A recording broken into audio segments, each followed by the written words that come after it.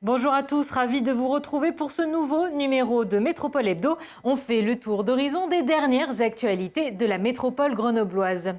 Avec son squelette recouvert de bois, de zinc, son architecture et ses qualités énergétiques remarquables, le Hautbois, immeuble géré par Actis et situé dans le quartier Flaubert à Grenoble, vient de se voir récompensé au niveau national. 4 ans de recherche et développement et 18 mois de travaux auront été nécessaires pour permettre au Hautbois de sortir de terre et d'accueillir ses premiers habitants. Reportage Laurie Bayet.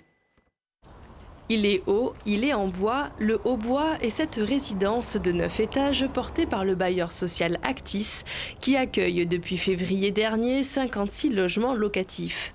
L'immeuble est construit sur une zone sismique de niveau 4-5 au cœur du quartier Flaubert de Grenoble et il possède une ossature entièrement en bois enveloppée de zinc, une première en France. La construction, elle est en plusieurs temps. Il y a la partie principale qui est la structure en bois. Et puis après, on a travaillé à l'extérieur. L'extérieur, c'est toute cette partie qui va de la peau extérieure jusqu'à cette structure bois en CLT, avec la partie isolante, la partie qui reçoit le coffre de brise-soleil orientable, et puis toute la peau extérieure avec la peau métallique en zinc. 4 années d'études et 18 mois de travaux ont été nécessaires pour réaliser ce bâtiment qui a reçu 3 prix en 2022, le prix départemental, régional et national de la construction bois. Le prix national de la construction bois valorise les entreprises de la filière forêt-bois, leur savoir-faire, mais également aussi on fait la promotion de la construction bois dans l'architecture. Cette année, c'était à peu près 550 candidatures dans toute la France.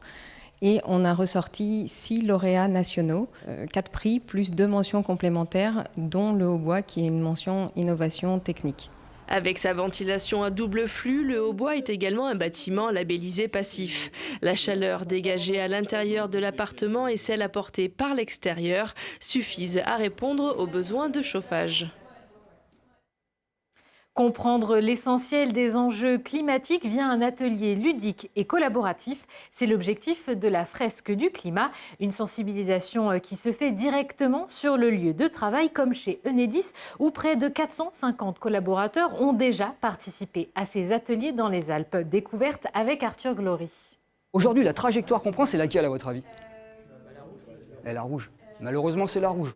Brice dépeint une trajectoire pour le moins pessimiste. Prévu par les experts du GIEC, ce scénario se confirme aux 4 coins de la planète. Cet employé d'Enedis anime pour ses collègues un atelier particulier, une fresque pour le climat. La déforestation, elle est liée à quoi?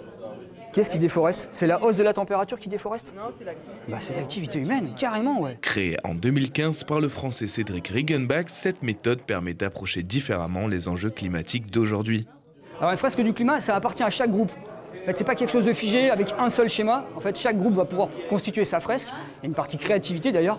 Globalement, on sait que le but, c'est vraiment de comprendre les causes et les conséquences. Donc, on va avoir des liens entre les éléments de cause et les éléments de conséquence. Enedis a déjà réalisé plus de 1500 ateliers de ce genre. 35% des salariés de l'entreprise dans la région Rhône-Alpes sont déjà sensibilisés avec un seul objectif, incarner le service public du 21e siècle. On se doit de réagir et une des façons aussi de réagir, c'est la pédagogie et c'est de permettre à tout le monde d'avoir accès aux éléments qui permettent de comprendre la situation. Débattre, organiser et surtout prendre conscience. Les participants, à l'aide des 42 cartes de la fresque, sont amenés à comprendre tous les rouages du réchauffement climatique. Après le déni, on commence à accepter un peu le truc et c'est ce qui pousse à l'action. Et après on réagit, c'est exactement ça. Je me suis quand même amusée parce que c'est sous une forme ludique et une certaine manière pour nous faire, après cet atelier, je pense, nous interpeller, nous faire prendre conscience. Ça part de nous à la base quand même et que ça se termine aussi par nous, c'est-à-dire que l'humain est acteur de tout. J'allais pas si loin dans mon raisonnement et c'est important qu'on y aille. Après l'atelier, tous remettent en question leurs habitudes. La fresque du climat fait passer un message simple. Nous pouvons tous agir à notre échelle pour l'environnement. C'est la fin de cette édition. Merci à tous de nous avoir suivis. Je vous souhaite un excellent week-end.